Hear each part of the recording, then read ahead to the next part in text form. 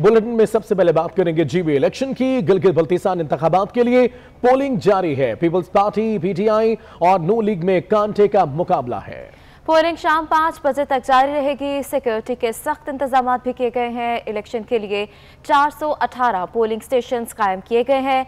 7 लाख से जायद वोटर्स हक राय दही इस्तेमाल करेंगे। तो आपको बताएं कि इस वक्त पोलिंग जारी है। वक्त है शाम 5 बजे तक का। गिलगित बल्तिस्तान इंतखाबात के लिए पोलिंग का अमल जारी है। पीपल्स पार्टी, पीटीआई और नून लीग मैदान में है। कांटे का मुकाबला है। पोलिंग शाम 5 बजे तक जारी रहेगी। सिक्योरिटी के सख्त इंतजाम किए गए हैं। इलेक्शन के लिए 418 पोलिंग स्टेशन कायम किए गए हैं, जबकि 7 लाख से ज्यादा वोटर्स अपना हक राय दही इस्तेमाल करेंगे। ख्वातीन और हजरात वोट डाल रहे हैं, लेकिन गुज़िश्ता इंतखाबात से टर्न आउट काफी कम देखा जा रहा है। वोटर्स की जानिब से यह गिला किया जा रहा है कि भले वोटर्स की तादाद ज्यादा हो गई पिछले इंतखाबात की निस्बत, मगर वोटिंग का अमल सुस्त रवि का शिकार है। ऐसा क्यों है? हमारे नुमाइंदगान हमें मुसलसल अपडेट कर रहे हैं, उनसे जानेंगे। अभी आपको बताते चले, मनाजिर आप देख सकते हैं, यह कतार है वोटर्स की जो कि सुबह 8 बजे से ही वोट कास्ट करने के लिए यहां पर पहुंचे हैं और वक्त है शाम 5 बजे तक का। गिलगित बल्तिस्तान इंतखाबात के लिए पोलिंग का अमल जारी है। यहां पर काफी जमातें हैं जो कि इसमें हिस्सा ले रही हैं, मगर 3 बड़ी जमातें जिसमें पीपल्स पार्टी, मुस्लिम लीग नून और मौजूदा हुकूमत की पार्टी यानी पीटीआई शामिल है। देखते हैं कौन ये सीट लेके जाता है। गिलगित बल्तिस्तान इंतखाबात है जिसका सिलसिला जारी है। पीपल्स पार्टी, पीटीआई, नून लीग में कांटे का मुकाबला है। पोलिंग शाम 5 बजे तक जारी रहेगी। पोलिंग शाम 5 बजे तक जारी रहेगी। ये बराह रास्त मनाजिर भी आप देख रहे हैं। गिलगित बल्तिस्तान इंतखाबात के लिए पोलिंग जारी है। पीपल्स पार्टी, पीटीआई और नून लीग में कांटे का मुकाबला मतवक्के है। उस्मान जावेद हमारे साथ मौजूद है। मजीद तफसीलात उस्मान से जान लेते हैं। उस्मान, हमें अपडेट कीजिएगा। जी देखिए, आज गिलगित बल्तिस्तान कानून साज असम्बली के इंतखाबात हो रहे हैं और 4 घंटे से ज्यादा का वक्त अब तक गुजर चुका है। लोग जो हैं वो अपना हक राय दही इस्तेमाल कर रहे हैं। अगर हम इंतजामात की बात करें तो चीफ इलेक्शन कमिश्नर की जानिब से भरपूर इंतजामात का दावा किया गया, लेकिन जब हमने ऑन ग्राउंड सिचुएशन देखी, मुख्तलिफ पोलिंग स्टेशन का दौरा किया, तो वहां पर इंतजामात खातिर खार नजर नहीं आए। खवातीन की भी लाइनें जो है वो भी लगी हुई हैं। इसके साथ साथ मर्द वोटर्स के भी पोलिंग स्टेशन के अंदर लाइनें जो है वो बड़ी तादाद में लगी हुई हैं और खातिर खा इंतजाम नजर नहीं आए। अब हम इलेक्शन कमिश्नर से भी इस हवाले से सवाल किया और प्रिजाइडिंग अफसर से भी इस हवाले से सवाल किया, तो उनका ये कहना था कि इलेक्शन कमीशन से बार बार राब्ता किया गया और उनको शिकायत दर्ज करवाई गई कि वोटर्स के हिसाब से उनको अमला फराहम नहीं किया गया और एक असिस्टेंट प्रिजाइडिंग अफसर होने की वजह से जो बैलेट पेपर जारी करने का अमल है वो खासा सुस्त रवि का शिकार है, जिसकी वजह से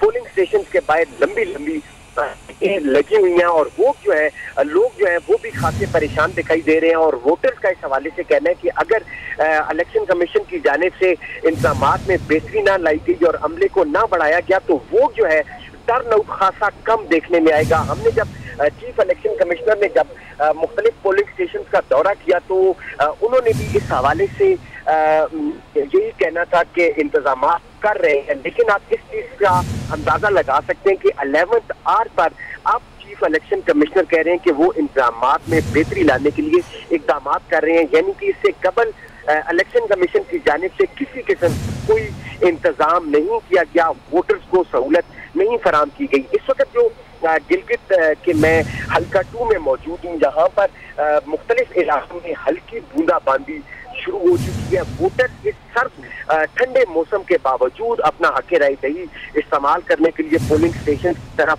रुख किया हुआ है। खवातीन वोटर्स की भी बड़ी तादाद है, मर्द वोटर्स की भी बड़ी तादाद है। तमाम उम्र 18 साल से ज्यादा उम्र के जो लोग हैं उनको वोट डालने का इख्तियार दिया गया है।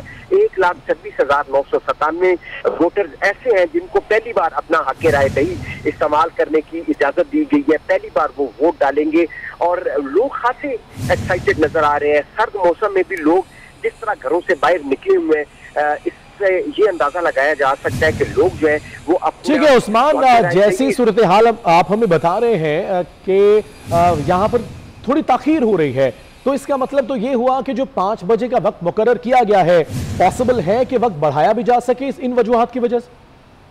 देखिए, मुझे इसी तरह महसूस हो रहा है कि वक्त बढ़ाया जा सकता है, क्योंकि वोटर जो है वो निकले हुए हैं। एक जो टर्न आउट है वो अब तक 4 घंटे हो गए हैं, 4 घंटे से ज्यादा का वक्त गुजर चुका है। लोग मौजूद है पोलिंग स्टेशन में, बड़ी तादाद में लोग मौजूद है, कतारें लगी हुई हैं। दूसरा जो मसला लोगों को पेश आ रहा है, एक तो इलेक्शन कमीशन की जानिब से अमला मुकम्मल तौर पर फराहम नहीं किया गया। जो दूसरा यहाँ पर मसला में नजर आ रहा है, क्योंकि यहाँ पर जो लोड शेडिंग है वो अपने अरूज पर है। तकरीबन 24 घंटों में 8 से 10 घंटे जो है वो बिजली की फरहमी होती है, बाकी टाइम जहाँ पर लोड शेडिंग होती है।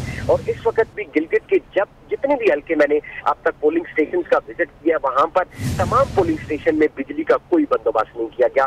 इमरजेंसी जो लाइट्स है वो सिर्फ पोलिंग स्टेशन के अंदर मौजूद है, और दो इमरजेंसी लाइट सिर्फ अंदर मौजूद है। और आप इससे अंदाजा लगा सकते हैं कि इलेक्शन किस हद तक इंतजाम, वोटर को फैसिलिटेट करना इलेक्शन कमीशन की जिम्मेदारी है। लेकिन आप देख सकते हैं ना, बिजली के हवाले से कोई जनरेटर यहाँ पर फराहम नहीं किया गया। सिर्फ इमरजेंसी लाइट्स की रोशनी में, मसनूई रोशनी में जो है वो वोट डालते हैं। लेकिन अभी क्यों दिन है, और जैसे जैसे हम 5 बजे की तरफ जाना शुरू होगा, टाइम कम होता जाएगा, रोशनी जो है वो भी कम शुरू हो जाएगी, और 5 बजे यहाँ पर मगरिब का वक्त हो जाता है। 5 बजे मुकम्मल तौर पर, क्योंकि बुलंदो बाला पहाड़ है और जो सूरज है वो जल्दी गरूब होने की वजह से अंधेरा छा जाएगा, और फिर जो काउंटिंग का अमल होगा उसमें खासी परेशानी जो है वो हो सकती है, क्योंकि जो 2 इमरजेंसी वो नाकाफी होंगी पोलिंग के अमल, क्योंकि ये इंतहाई अहम मरहला, एक वोट डालने का मरहला जो है, लोगों को वोट के लिए घरों से बाहर निकालना, एक तो ये चैलेंज है। लेकिन लोग घरों से बाहर निकल आए हैं, वोट डालने के लिए निकल आए हैं, लेकिन अगला मरहला उनका वोट पोल करने के हवाले से है। वोट पोल करने के हवाले से अमले की किल्लत की वजह से लोग लाइनों में लगे हुए हैं, और दूसरा बिजली न होने की वजह से लोगों को परेशानी का सामना है। लेकिन जिस तरह मैंने आपको पहले बता चुका हूँ, 5 बजे जब पोलिंग का वक्त खत्म होगा, उसके बाद ये अंदाजा फैसला इलेक्शन कमीशन की जानिब से किया जाएगा कि वोट डालने का जो वक्त है उसको बढ़ाया जाए या नहीं। दोनों सूरतों में देखें, जब लाइट नहीं होगी तो वोट डालने के लिए वोटर्स को परेशानी का सामना होगा, और जब अगर 5 बजे का वक्त क्लोज कर दी जाती है पोलिंग, तो उसके बाद जो काउंटिंग का अमल है वो उस वक्त फिर सूरज गरूब हो चुका होगा, और आपको लाइट के बगैर पोलिंग जो काउंटिंग है वो मुमकिन नहीं हो सकेगी। और अगर लाइट का बंदोबस्त ना किया गया तो जो इलेक्शन की जो दावे हैं वो धरे के धरे रह जाएंगे, और जो काउंटिंग का अमल है वो मशकूक भी हो सकता है, क्योंकि जो पॉलिटिकल एजेंट्स अंदर बैठे हुए हैं उनका भी इस हवाले से खासा वो परेशानी का और खदशात का इजहार कर रहे हैं कि लाइट न होने की वजह से जो काउंटिंग का अमल है उसमें। बिल्कुल ठीक है उस्मान, जब अगली दफा आपसे बात करेंगे तो जरा ये जानने की कोशिश कीजिए, वोटर्स वोट कास्ट कर रहे हैं, उनका मोस्ट फेवरेट कौन है? अभी के लिए बहुत शुक्रिया आपका। चीफ इलेक्शन कमिश्नर राजा शहबाज खान ने गिलगित पोलिंग स्टेशन जटाला स्कूल के दौरे के दौरान मीडिया से गुफ्तगू में कहा कि साफ और शफाफ इंतखाबात हो रहा है। अभी तक बेहतरीन टर्नआउट है, मर्दों की निस्बत ख्वातीन ज्यादा बाहर आई हैं, यकीन दिलाते हैं कि इंतखाबात फ्री एंड फेयर होंगे। उनका मजीद क्या कहना है आप भी सुनिए।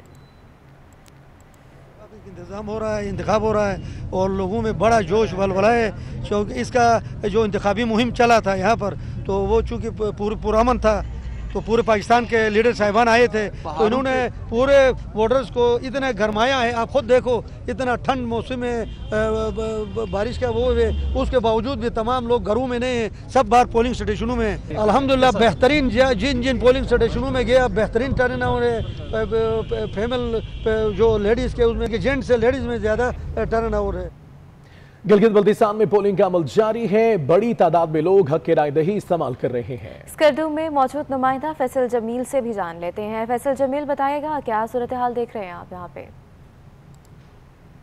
जी, इस वक्त मैं मौजूद हूँ GBS 7 स्कर्दू एक खवातीन पोलिंग स्टेशन पर। यहाँ पे एक कसीर तादाद में खवातीन अपने हक रायदही इस्तेमाल करने के लिए पहुँचे हुए हैं। यहाँ पे आप देख सकते हैं बुजुर्ग खवातीन के अलावा हर तबके के खवातीन यहाँ पर मौजूद थे, साथ साथ बच्चे भी आके इंजॉय कर रहे हैं इस इलेक्शन को। हमारे साथ कुछ खवातीन मौजूद हैं, हम इनसे जानने की कोशिश करते हैं कि यहाँ पे पोलिंग का अमल कैसा जा रहा है। जी, आप बताएं यहाँ पे पोलिंग का अमल कैसा जा रहा है? जी, सही जा रहा है, बिल्कुल ठीक जा रहा है जी। अच्छा, यहाँ पे खवातीन पुलिस भी मौजूद है सिक्योरिटी के लिए?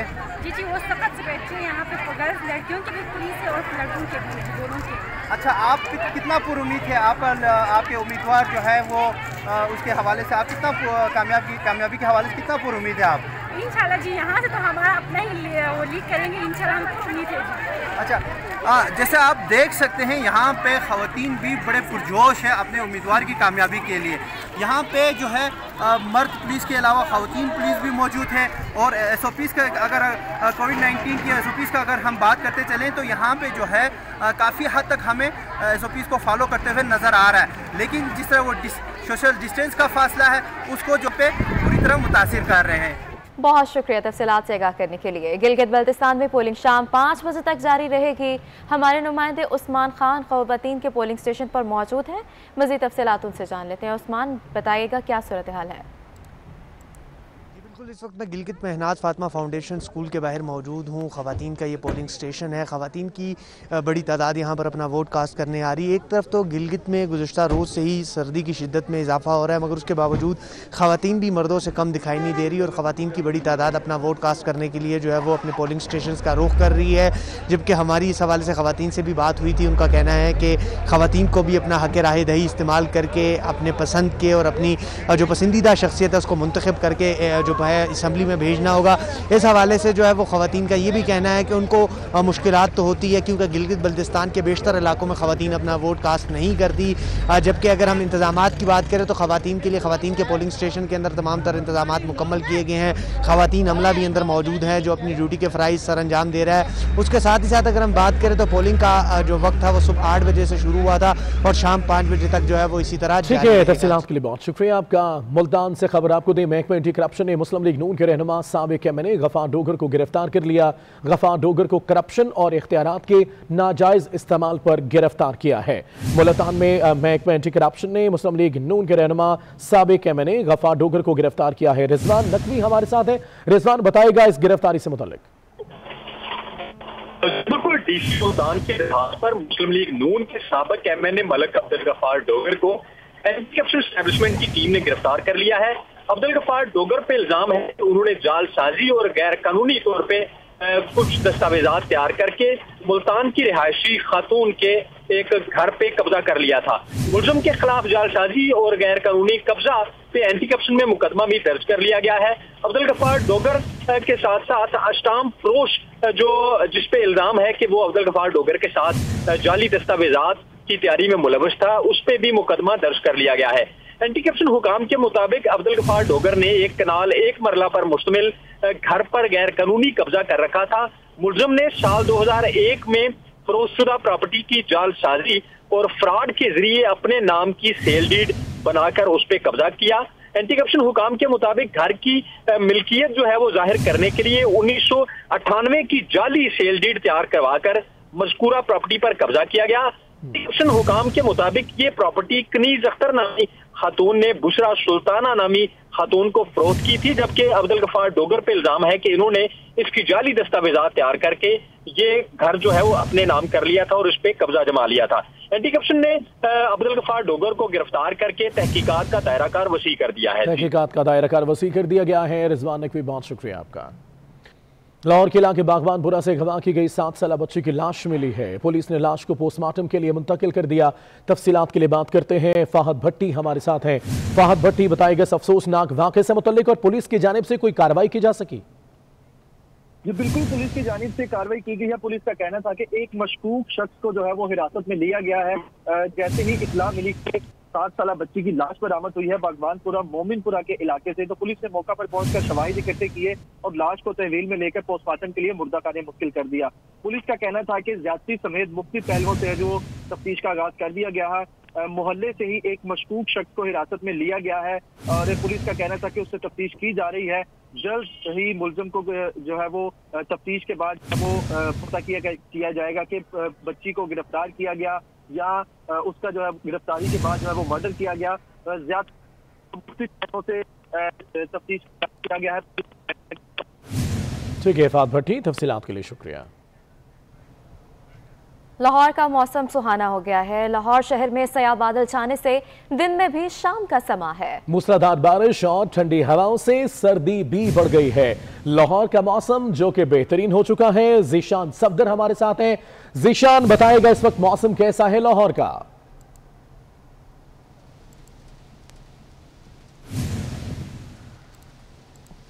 जी बिल्कुल, लाहौर का मौसम खुशगवार हो चुका है और इस वक्त आप देख सकते हैं कि दिन को भी रात का समा लाहौर में दिखाई दे रहा है। लाहौर में काली घटाएं छा चुकी हैं और इस वक्त तमाम जो ट्रैफिक गुजर रही है वो सारी की सारी अपनी लाइट्स ऑन करके गुजर रहे हैं। यहाँ पे मेरा कैमरामैन आपको दिखाएगा इस दिल फरेब मनाजिर को किस तरह से हम कैप्चर कर रहे हैं 24 की स्क्रीन पे। इस वक्त आप देख सकते हैं कि यहाँ पे इस वक्त मैं माल रोड पे मौजूद हूँ और माल रोड पे जो भी गाड़ियाँ गुजर रही हैं, एक तो बारिश हो रही है, दूसरा उसके साथ जो गाड़ियाँ गुजर रही हैं जिस तरह से रात को लाइट्स ऑन की जाती है उसी तरह से सेम वही सीन यहाँ पे आप देख सकते हैं कि बना हुआ है। एक तो दिल फरेब मौसम, ऊपर से ये काली घटाएं छा चुकी हैं, मौसम उल्टा हो चुका है। मतलब जो दिन इस टाइम दिन का पीक होता है, लेकिन अब यहाँ पे रात का मंजर दिखाई दे रहा है क्योंकि काली घटाएं छा चुकी हैं। बादल भी सही किस्म के बरस रहे हैं। इस वक्त देख सकते हैं मैं पहली बारिश है मौसम सरमा की और लाहौर में मार रोड पे इस पहली बारिश को जो है एंजॉय कर रहा हूँ क्योंकि मौसम दिल फरेब है। किसी भी बंदे का दिल नहीं करता कि वो मौसम को एंजॉय ना करे और मुझे आज ये मौका मिला है कुदरत के हसीन नज़ारों को मैं एंजॉय। अरे जीशान सफदर, आपको तो मौका मिला है नज़ारे करने का। हम स्टूडियो में बैठे हैं और जो हम देख रहे हैं हमारा भी जी चाह रहा है कि हम भी इसी तरह बाहर जाएं। तो बताइएगा इस वक्त जो एक मौसम था लाहौर का कि लाहौर में स्मोक की वजह से काफी ज्यादा खराबी थी और फजा को आलूदा करार दिया गया था, तो अभी यकीनन मौसम बहुत बेहतर है। मैंने तैयारी नहीं की हुई थी, मुझे नहीं मालूम था, आइडिया नहीं था कि मौसम इतना सर्द होगा और इस कदर बारिश होगी और इस कदर काली घटाएं छाएंगी। मैंने कोई तैयारी नहीं की, लेकिन अभी मुझे महसूस हो रही है सर्दी कि मुझे कुछ ना कुछ ऊपर पहनना चाहिए था, ऊपर लेना चाहिए था ताकि इस दिल फरेब मौसम को बेहतर तरीके से एंजॉय कर सकता। खैर, यहाँ पे कुदरत के हसीन नज़ारे दिखाई दे रहे हैं। आज के रोज़ लाहौर में भी मौसम इसी तरह से बरकरार रहेगा, खुशगवार रहेगा और ख़ास तौर पे काली घटाएं छाई रहेंगी और इसी तरह से बारिश का सिलसिला जो है वो चलता रहेगा। जी ठीक है, बहुत शुक्रिया जीशान तफसीलात से आगाह करने के लिए। लाहौर का मौसम तो अच्छा है, इस्लामाबाद का मौसम कैसा है? मुल्क के कई इलाकों में बारिश और बर्फबारी के बाद सर्दी की शिद्दत बढ़ गई है। महकमा मौसमियात ने मौसम का ये सिलसिला कल तक जारी रहने की पेशगोई की है। मज़ीद जान लेते हैं रोजीना अली से। रोजीना, बताइएगा इस्लामाबाद का मौसम कैसा है?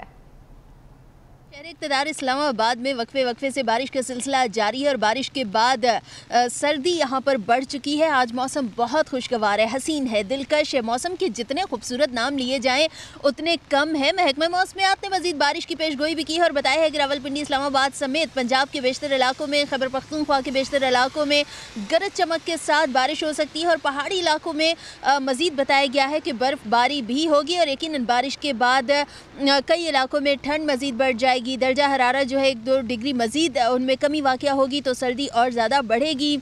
महकमा मौसमियात का बताना है कि बलूचिस्तान के लिए कुछ खास अच्छी खबर नहीं है। बारिश के हवाले से बताना है उनका कि बलूचिस्तान में मौसम खुश्क रहेगा, लेकिन शुमाली बलूचिस्तान में बताया गया है कि मौसम बहुत ज़्यादा सर्द रहेगा। इसके अलावा जो शुमाली इलाका जाते हैं वहाँ पर भी बताया गया है कि सर्दी की शिद्दत में मज़ीद इजाफा हो जाएगा। वहाँ पर बताया गया है कि पहाड़ी इलाकों में मज़ीद बर्फ़बारी की तवक्को है, बारिश मज़ीद हो सकती है, तो शुमाली इलाकों में भी सर्दी बहुत ज़्यादा बढ़ने वाली है। लेकिन अगर बात करें सिंध की, तो सिंध के बेशतर इलाकों में बताया गया है कि मौसम खुश्क ही रहेगा, बारिश के कोई ज़्यादा इम्कानात नहीं है। लेकिन शहर इक़्तिदार यहाँ पर जितने मंजर सुहाने हैं, जितना मंजर खूबसूरत है, हर तरफ खूबसूरती का पहरा है, उसी कदर आज मौसम भी बहुत ज़्यादा सुहाना है। और आज चूँकि सर्दी बहुत ज़्यादा है तो इसलिए आज हर जगह पर कोट स्वेटर्स पहने शहरी मौसम का मज़ा ले रहे हैं। जी रोजीना, बहुत शुक्रिया तफसीलात से आगाह करने के लिए। शहर इक़्तिदार के बाद रुख करते हैं सवात के मैदानी इलाकों का, जहाँ आज दूसरे रोज़ भी बारिश का सिलसिला जारी है, जबकि बलाई इलाकों पर बर्फबारी का सिलसिला भी जारी है। महूडन में 30 फीट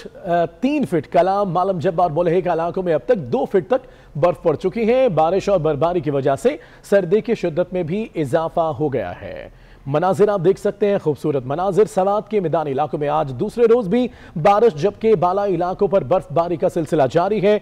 महूडन में 3 फीट, कलाम, मालम जब्बा और मुल्हिका इलाकों में अब तक 2 फीट तक बर्फ पड़ चुकी है, जबकि बारिश और बर्फबारी की वजह से सर्दी की शिद्दत में इजाफा हो गया है। सर्दी की शिद्दत में इजाफा हो गया है। आज दूसरे रोज भी बारिश का सिलसिला जारी है।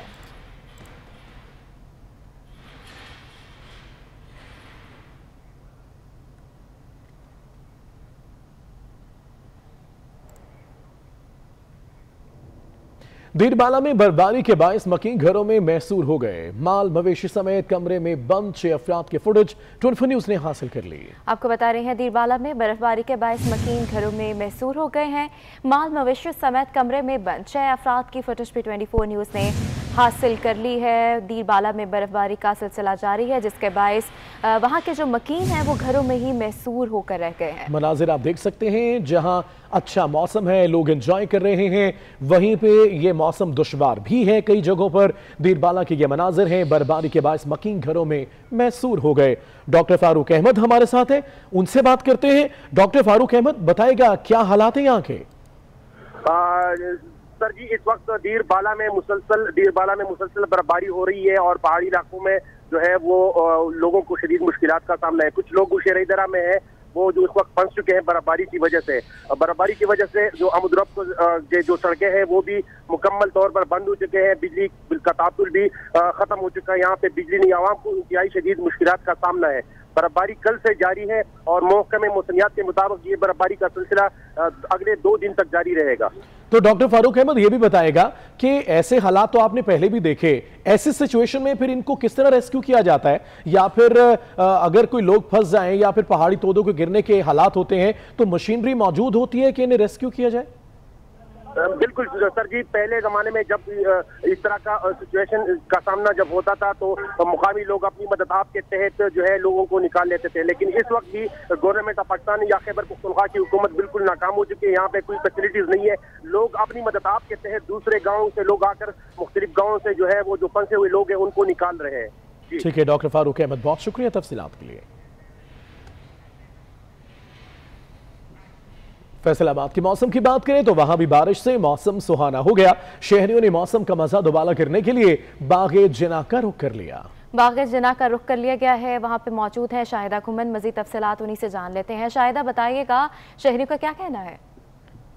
मौसम ने ली अंगड़ाई और सर्दियों ने अपने आने का तबल बजाया। तो आज मौसम सरमा की पहली हल्की हल्की बूंदाबांदी और बारिश हुई, तो जिससे फैसलाबाद के जो शहरी हैं वो मौसम को एंजॉय कर रहे हैं और मौसम को भी सुहाना और ठंडा हो गया। और मौसम सुहाना हो, मौसम ठंडा हो और फैसलाबाद के शहरी एंजॉय ना करें, ऐसा बिल्कुल भी मुमकिन नहीं है, क्योंकि फैसलाबाद के जो शहरी हैं वो बहुत ही ज़िंदा दिल है और हमेशा ही मौसम को और इस तरह के सुहाने मौसम को तो एंजॉय ज़रूर करते हैं। और इस वक्त हम बागे जनाब में मौजूद हैं, जहाँ पर लोग जो है वो अपनी फैमिलीज़ के हमरा, अपने नन्हे मुन्ने बच्चों के हमरा जो है वो मौसम को एंजॉय करें। तो हमारे साथ इस वक्त नन्हे मुन्ने बच्चे मौजूद हैं, उनसे भी जानते हैं। अच्छा, आप बच्चे बताइएगा मौसम को किस तरीके से एंजॉय करें? आज मौसम सरमा की पहली बारिश हुई है। हम यहाँ पे बागे जना आए हैं, हमें बहुत मज़ा आ रहा है। हमने सैर करनी है, फिर झूले लेंगे, फिर हम आइसक्रीम वगैरह, आइसक्रीम तो नहीं, ठंड है तो हम पकोड़े समोसे खाकर यहाँ से चले जाएंगे। इन नन्ही मुन्नी बच्चों का भी ये कहना है कि छुट्टी का दिन था इसलिए, और मौसम भी सुहाना था। अभी भी हल्की हल्की जो है वो बूंदाबांदी भी हो रही है और इसी मौसम को एंजॉय करने के लिए आज फैसलाबाद का रुख किया, बागे जना का रुख किया, ताकि मौसम को एंजॉय करें। उसके बाद पकोड़े समोसे खाएँ ताकि जो पहली बारिश है उसको खुशामदीद कहा जा सके। एंजॉय किया जा रहा है, बहुत शुक्रिया। और अब आपको बताएं, छुट्टी के रोज बदलते मौसम का मजा लेने कराची वाले जो हैं वो साहिल समुंदर पहुंच गए हैं। मजीद जानते हैं हबीब खान से। हबीब, यहाँ मौसम कैसे एंजॉय किया जा रहा है? कल कराची वालों के जो मिजाज है उसमें भी तब्दीली दिखाई दे रही है बदलते मौसम के साथ। छुट्टी के दिन एंजॉय करने के लिए शहरी जो है वो सुबह सवेरे से ही जो है वो साहिल किनारे पर दिखाई दे रहे हैं। इस वक्त भी हम समंदर पर जो है वो मौजूद है, साहिल किनारे, कराची का जो सी व्यू का साहिल है, और शहरी जो है वो सुबह सवेरे से यहाँ पर ठंडी हवाओं से लुत्फानंदोज होने के लिए जो है वो साहिल किनारे दिखाई दे रहे हैं। इस वक्त भी आप देख सकते हैं, जो मेरा कैमरामैन शौकत आपको स्क्रीन पर मनाज़िर दिखा रहा है, शहरी जो है वो बड़ी तादाद में यहाँ पर मौजूद है, एंजॉय करने के लिए आए हुए हैं सी व्यू पर अपने फैमिलीज़ के हमरा। कोई यहाँ पर जो है बच्चे घुड़सवारी से और ऊँट सवारी से लुत्फानंदोज होते दिखाई दे रहे हैं। साथ ही साथ बड़े बूढ़े और जो बच्चे हों या नौजवान हो, सभी जो है वो समंदर की लहरों से भी जो है वो खेलते दिखाई दे रहे हैं। तो एक छुट्टी का दिन है और ऐसे में ठंडी हवाएँ जो शहर कायद में मौसम में तब्दीली आना शुरू हुई है, उससे लुत्फानंदोज होने के लिए यहाँ के जो शहरी हैं उनका कहना यही है कि कराची के लिए साहिल किनारे से अच्छा कोई मकाम नहीं कि जिसको छुट्टी के रोज को जो है वो एंजॉय किया जा सके। बहुत शुक्रिया तफसीलात से आगाह करने के लिए। और अब आपको बताएं, कराची के शादी हॉल्स मालिकान ने 20 नवंबर को शादी हॉल्स बंद ना करने का ऐलान कर दिया है। कहते हैं हुकूमती इकदाम से लाखों लोग बेरोजगार होंगे, SOPs पर अमल करेंगे लेकिन शादी हॉल्स बंद नहीं करेंगे। कराची से रिपोर्ट कर रहे हैं Daniyal Syed. Karachi marriage hall owners association शादी हॉल्स मालिकान डट गए। कोरोना वायरस के फैलाव को रोकने के लिए शादी हॉल्स 20 नवंबर को बंद करने के हुकूमती ऐलान को ना मानने का ऐलान कर दिया। NCOC के इस फैसले को हम मुस्तरद करते हैं। हम वाज़े तौर पे ऐलान करते हैं कि हम शादी हॉल किसी सूरत बंद नहीं करेंगे, चाहे उसमें कुछ भी हो जाए, हमें किसी भी चीज का सामना करना पड़े, हम बंद नहीं करेंगे। Karachi marriage halls owners association के रहनुमाओं का कहना था कि 6 माह तक शादी हॉल्स बंद रहे। लाखों अफराद का रोजगार इस शोबे से जुड़ा हुआ है, लेकिन हुकूमत ने किसी की दाद रसी नहीं की। तो 6 माह शादी हॉल बंद हुए, आपने उस NCOC की मीटिंग के अंदर उन 6 माह का जिक्र क्यों नहीं किया कि इनके साथ 7 से 8 मिलियन लोग वाबस्ता हैं, कि अब अगर हम इनके साथ ये सारी चीजें करते हैं तो इनके साथ क्या प्रॉब्लम फेस करनी पड़ेगी। शादी हॉल्स के शोबे से वाबस्ता अफराद ने मुतालबात के हक में कराची प्रेस क्लब के सामने एहतजाजी मुजाहरा भी किया और हुकूमत की जानिब से शादी हॉल्स बंद करने के फैसले के खिलाफ शदीद नारेबाजी भी की। कैमरामैन शौकत अली के साथ दानियाल सैयद, 24 न्यूज़ कराची। कोरोना के सबसे कम शरह निजी तालीमी इदारों की है क्योंकि SOPs फॉलो की जा रही हैं। Educational services and private school association के जनरल सेक्रेटरी जुबैर अहमद कहते हैं कि तवील छुट्टियां देने से तलबा और स्कूलों का नुकसान होगा। Educational service and private school association के जनरल सेक्रेटरी जुबैर अहमद ने तालीमी इदारों में तवील छुट्टियां देने के मामले पर कराची प्रेस क्लब में प्रेस कॉन्फ्रेंस करते हुए कहा कि कोरोना के बाइस होने वाले लॉकडाउन से निजी स्कूल्स पहले ही बहुत नुकसान उठा चुके हैं। लॉकडाउन की वजह से मुस्तकिल 6-6.5 महीने प्राइवेट एजुकेशन सेक्टर या मुल्क में एजुकेशन सेक्टर जो है वो सबसे ज्यादा इस चीज की ज़दोकोब में रहा, परेशानी में रहा, और सबसे ज्यादा माली नुकसान भी तालीमी इदारों ने उठाया। उनका कहना था कि कोरोना की वजह से होने वाले लॉकडाउन ने कई निजी स्कूलों को बंद कर दिया, कई असातिज़ा बेरोजगार हुए और स्कूलों पर ताले लग गए। मुल्क में ऑनलाइन सिस्टम को इंट्रोड्यूस करवाने की कोशिश की गई और वो कारआमद साबित ना हो सकी। उसके बहुत से फैक्टर्स थे, कुछ जगहों पे वो चल सका लेकिन बेशतर इलाकों में इवन यूनिवर्सिटी लेवल तक पे भी वो फ्लॉप रहा। तो आपको पता है स्कूलों में और ज्यादा प्रॉब्लम्स आती है क्योंकि रिसोर्सेज नहीं है, पेरेंट्स के पास इंटरनेट फैसिलिटीज का इशू है। जुबैर अहमद ने हुकूमत से मुतालबा किया कि 5000 से जायद फीस लेने वाले निजी स्कूलों को बिला सूद कर्जे जबकि ग्रांट भी फराहम की जाए। Doctor Aamir Liaquat corona virus में मुब्तला हो गए। डॉक्टर आमिर लियाकत कराची के निजी अस्पताल में ज़ेरे इलाज हैं। उन्होंने शहरियों से दुआए सेहत की अपील की है। डॉक्टर आमिर लियाकत ने ट्वीट किया कि मैं कोरोना से लड़ नहीं रहा, पनाह मांग रहा हूँ। तो आपको बता रहे हैं doctor Aamir Liaquat corona virus में मुब्तला हो गए हैं।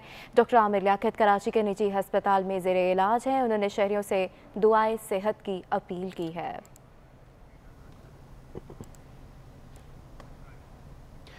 और कराची में सर्कुलर रेलवे कल से चलाने का ऐलान किया गया है। औरंगी स्टेशन पर तज़ीन और आराइश का काम जारी है। मज़ीद जानते हैं मानिया शकील से। मानिया, बताइएगा कैसी हैं तैयारियां? जी बिल्कुल, जिस तरह से हम देखते हैं कि KCR का काम जो है मजीद तेजी पकड़ने लगा है और साथ साथ जो है KCR में जो है मजीद तेजी आने लगी है। काम इस वक्त भी जारी है। औरंगी टाउन स्टेशन पर जो रेल की पटरियां हैं उसमें मजीद लूप लाइन जो है वो बिछाई जा रही हैं। कई मजदूर उसमें इस वक्त भी काम करते हुए नजर आ रहे हैं।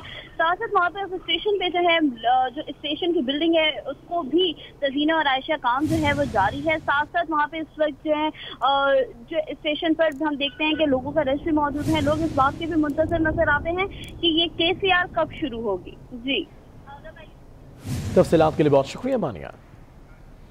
आरेवाला में सब्जियों की कीमतों में कमी ना आ सकी, महंगाई के बायस शहरियों को मुश्किलात का सामना है। मज़ीद तफसीलात शहजाद अहमद से जान लेते हैं। शहजाद, बताइएगा।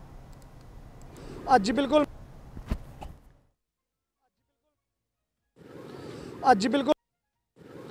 जी बिल्कुल महंगाई का जो जिन्न है वो बेकाबू हो चुका है। इशियाए खुर्दोनोश के साथ साथ सब्जियां और सब्ज़ मसाला जात भी आम शहरी की पहुंच से दूर हो चुके हैं। गरीब आदमी को अपने बच्चों के लिए 2 वक्त की रोटी खिलाना भी मुश्किल हो चुका है। सब्जियों के रेट जो है वो इस वक्त आसमान को छू रहे हैं। अगर आलू की बात करें आलू 100 से 120 रुपये फ़ी किलो, प्याज 80 से 110 रुपये, सब्ज़ मिर्च 200 रुपये किलो। अगर मटर की बात की जाए, मटर 200 से 250 रुपये फ़ी किलो, अदरक 500 रुपये फ़ी किलो, और इसी तरह दीगर सब्जियों के रेट्स भी हैं वो आसमान को छू रहे हैं। गरीब आदमी का 2 वक्त की रोटी खाना भी मुश्किल हो चुका है। गरीब आदमी सब्जियों के रेट सुनकर हक्का पक्का रह जाता है। शहरियों ने अरबाब अख्तियार से मुतालबा किया है कि हुकूमत प्राइस कंट्रोल कमेटियों को मुतहर्रिक करते हुए किसी भी तरह से सब्जी महंगाई के जिनको बेकाबू करे, ताकि गरीब बआसानी अपना और अपने बच्चों का पेट पाल सके। जी बहुत शुक्रिया। शेखुपुरा में कोरोना SOPs पर अमल दरामद के लिए डिप्टी कमिश्नर मोहम्मद अस्कर जोया मुतहर्रिक हो गए। जिले में खसूसी मुहिम शुरू कर दी गई। जिला इंतजामिया की मुंतखब टीमें मार्केट्स में जाकर कोरोना से बचाव के लिए दुकानदारों और खरीदारों को मास्क का इस्तेमाल यकीनी बनाने की हिदायत कर रही हैं। मुहिम के आगाज पर डिप्टी कमिश्नर शेखुपुरा मोहम्मद अस्कर जोया ने असिस्टेंट कमिश्नर और दीगर जिला इंतजामिया के अमले के हमरा शहरियों में मास्क तकसीम किए और दुकानदारों को कोरोना की एहतियाती तदबीर से मुतल्लिक आगाही लेक्चर दिए। डिप्टी कमिश्नर मोहम्मद असगर जोया का कहना है कि शेखुपुरा लाहौर के करीब होने वाली वजह से कोरोना की लपेट में आ सकता है। कबल अज़ वक्त ऐसे इक़दाम का मकसद शहरियों में शऊर पैदा करके कोरोना से बचाव मुमकिन बनाना है। कोरोना की जिस तरह के सेकंड वेव आई हुई है और इसमें काफ़ी डेली रिपोर्ट हो रहे हैं केसेस, और क्योंकि लाहौर के बिल्कुल प्रॉक्सिमिटी में है शेखुपुरा, अगर लाहौर के अंदर कोई सूरत हाल इस तरह की होती है इमर्ज, तो डेफिनेटली उसका जो है ना इम्पैक्ट आता है शेखुपुरा में। तो हमने वेल इन टाइम ही जो है ना लोगों में अवेयरनेस, तो यानी ये हमारा एक कंटिन्यूस प्रोसेस है अवेयरनेस क्रिएट करना लोगों के अंदर। लेकिन अब जिस तरह अभी भी बाज़ार में हमने विज़िट किया है और इसी तरह लोगों से इंटरेक्ट किया है, तो ऑलमोस्ट 95% लोग जो हैं वो मास्क पहन रहे हैं, और ये बड़ी एक अच्छी बात है और अच्छी खबर है कि लोगों के अंदर अब इतनी अवेयरनेस है। जहाँ हमने बच्चों को भी डिस्ट्रीब्यूट किया है मास्क को, वो बच्चे खुद से मास्क जो है ना वो लगा रहे थे मुंह के ऊपर, तो इतनी यानी अवेयरनेस अब हमारी सोसाइटी में आ गई है। और हमारी कोशिश है कि ये कोविड की जो सेकंड वेव है वो एटलीस्ट हमारे डिस्ट्रिक्ट को जो है ना वो इस हवाले से इफेक्ट ना करे। कश्मीर ज़्यादती केस के मुलजिम को पकड़ने वाली रेशमा का कहना है कि उसमें बहादुरी वालिद की वजह से है। रेशमा ने हुकाम से भाई की मुलाजमत की अपील कर दी। मजीद जानते हैं जावेद खोसू हमारे साथ मौजूद हैं। जी जावेद। इस वक्त मैं मौजूद हूँ कौम की उस अजीम बेटी के साथ जिसने अपनी ज़िंदगी दाव पर लगाकर अली शाह के रेपिस्ट जो थे उनको गिरफ्तार करने के लिए अपनी ज़िंदगी दाव पर लगाकर उनको कानून के शिकंजे में लेकर आई, जिसके लिए उन्होंने जाल बिछाया। वो कौम की अजीम बेटी जिस पर पूरी कौम को फ़ख्र है, आज हम उसके साथ मौजूद हैं, उससे बात करते हैं कि उन्होंने एक अजीम कारनामा जो है अंजाम दिया है। उस वक्त उनके जहन में क्या ख्याल थे, क्या तस्वर थे, क्या उनको खौफ हुआ या नहीं, हम उनसे बात करते हैं, उनका क्या कहना है। मेरा अब्बू बहादुर है, इसलिए मैं भी बहादुर हूँ, इसलिए मैंने ये काम किया है।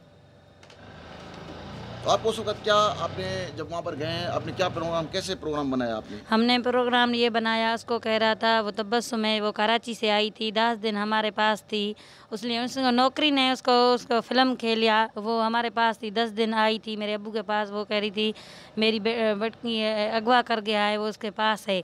उसने बोला तो आपके पास कैसे बेटी मिलेगी? मेरे अब्बू ने बोला तो तुम्हारे पास सबूत तो कोई भी नहीं है, क्या सबूत है? उसने बोला मेरे पास एक नंबर है। फिर उन नंबर पे कॉल किया था, उसने मेरे पास मुझसे बात की तो मुझे बोला नौकरी करोगी? मैंने बोला हाँ मैं नौकरी करूँगी। फिर उसने बोला तुम कहाँ पे हो? मैंने बोला मैं कराची हूँ। ठीक है तुम कश्मीर में उतरो, फिर हमें तुम्हें मिलेंगे। हम कश्मीर में उतरे, कोच में बैठे थे, वहाँ कश्मीर में उतरे, बैठे थे वहाँ जो वो कहते हैं होटल में बैठे थे। होटल में बैठे थे, उसने बोला होटल पे ना आओ, सिटी पार्क पे आओ। फिर हम सिटी पार्क पे आए थे, इसलिए वहाँ में हमें फ़ोन की, उसने कहा आप नौकरी करोगी? फ़ोन पे आए, रास्ते में थे, सिटी पार्क में बैठे थे, उसने फ़ोन किया आप नौकरी करोगे? मैंने बोला हाँ मैं नौकरी करूँगा। तो तबस्सुम को कहा ये लड़की लेके आई हो, ये तो बहुत अच्छी है, समझदार है, सही है, हमें अच्छी लगी। मुझे बोला नौकरी करोगे? मैंने बोला नौकरी करूँगा। चाहिए निकाब तो उतारो। मैंने निकाब नहीं उतारा। उसने बोला निकाब उतारो। मैंने निकाब जो उतारा उसको पकड़ा। मेरे अब्बू, मेरे भाई, मेरे साथ सारे यार गए थे। जी आपने कौम की अजीम बेटी की बातें सुनी, जिन्होंने इंसानियत की खातिर एक बच्ची और एक वालदा का दर्द महसूस करके उन्होंने बच्ची को बादयाब करवाने के लिए एक अजीम काम अंजाम दिया है। बहुत शुक्रिया आपका। आगे बढ़ते हैं, आपको बताएं स्पीकर पंजाब असम्बली चौधरी परवेज इलाही से लाहौर में नून लीगी रुकन पंजाब असम्बली जलील अहमद शरकपुरी की क़यादत में उलमाए कराम के वफ्द ने उनकी रिहाइश गाह पर मुलाकात की। वफ्द में रियाज सुल्तान अल हसन शाह, मुफ्ती सैयद आशिक हुसैन और पीर अख्तर रसूल कादरी शामिल थे। इस मौके पर चौधरी परवेज इलाही का कहना था कि फ़िरका वारियत ने पाकिस्तान को बहुत नुकसान पहुँचाया। मुसलमानों को अब एक आवाज़ होकर तमाम फोरम्स पर आवाज़ को बुलंद करना है। दुनिया अब समझ जाए कि नबी आखिर ज़मां हज़रत मोहम्मद सल्लल्लाहु अलैहि वसल्लम की शान की खातिर हम सब एक हैं।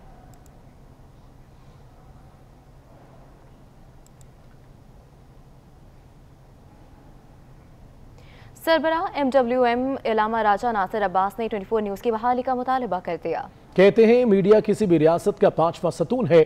24 न्यूज़ 75 रोज से बंद है। ये आज़ादी इज़हार राय के खिलाफ है। चैनल को फौरी बहाल किया जाए। एक 5th पिलर है किसी भी मुल्क के इदारों रियासत का, बहुत अहमियत का हामिल है। 24 न्यूज़ चैनल 75 डेज से बंद है। ये आज़ादी बयान के खिलाफ है, इसको ख़त्म होना चाहिए और ये पाबंदी ख़त्म होनी चाहिए। ये आज़ादी है, सहाफ़त पर एक कदगन है जो मुहज़्ज़ब ममालिक के अंदर, कल्चर ममालिक के अंदर काबिल कबूल नहीं है और कानून के भी खिलाफ है। नून लीग रहनुमा राना सनाउल्लाह ने 24 न्यूज़ की बंदिश की मजम्मत की है। साबिक सूबाई वजीर ने 24 न्यूज़ की नशरियात बहाल करने का मुतालबा कर दिया। ये इंतहाई काबिल मजम्मत है। मीडिया के ऊपर जो भी कदगन हैं, जो पाबंदियाँ हैं, हम उनकी भरपूर मजम्मत करते हैं और इस किस्म के तमाम हरबे जो हैं इनको हम एकदम रिजेक्ट करते हैं और ये नहीं होने चाहिए। खानेवाल का 73 साला ताजदीन आज भी मेहनत करके रोजी कमाने पर मजबूर है।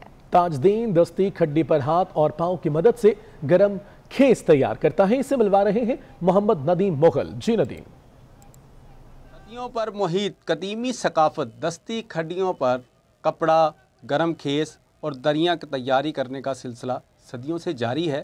तो आज मशीनी दौर में 73 साला ताजदीन ने इस सकाफत को ज़िंदा रखा हुआ है कि दस्ती खड्डी पर वो हाथ और पाँव से चलाकर दिन भर गरम खेस, दरियाँ और कपड़ा तैयार करते हैं।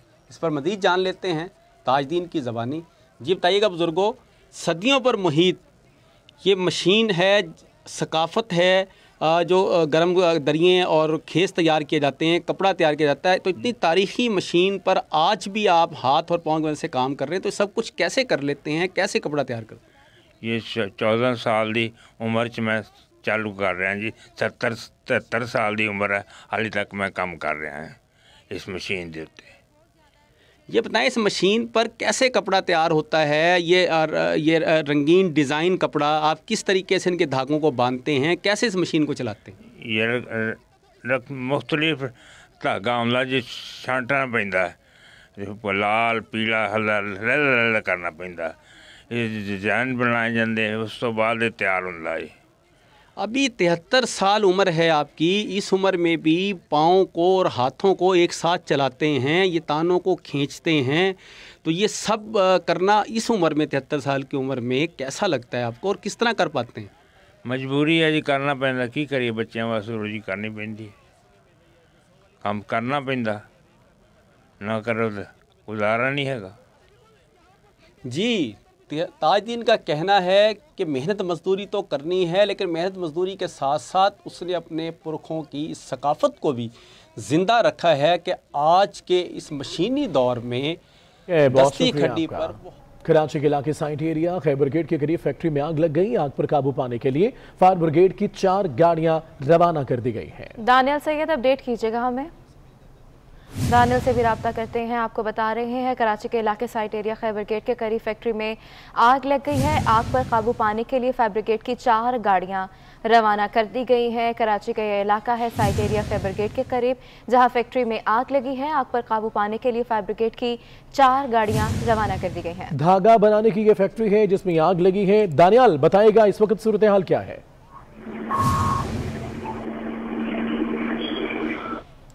दानियाल मेरी आवाज आप तक पहुंच रही है तो बताएगा, आग पर काबू पा लिया गया है या अभी काम जारी है? आग पर काबू पाया नहीं गया है। कराची के इलाका साइट एरिया खैबर गेट के करीब है फैक्ट्री, धागा बनाने की फैक्ट्री और गोदाम भी है जिसमें ये आग लगी है। और वाटर बोर्ड हुकाम की जानिब से शहर भर से हाइड्रेंट से पानी जो है मंगवाया जा रहा है, जबकि फायर ब्रिगेड हुकाम का कहना है कि 4 गाड़ियां हैं फायर ब्रिगेड की जो आग पर काबू पाने की ओर मेसर दे रही हैं। आग में तेजी देखने में आई है, इसी से फायर ब्रिगेड को आपका कहना है कि इब्तदाई तौर पर 4 गाड़ियां रवाना की गई हैं जो मौके पर पहुंचकर सूरत से आगाह करेंगी और उसके बाद मजीद गाड़ियों को रवाना किया जाएगा। दानियाल, बहुत शुक्रिया आपका।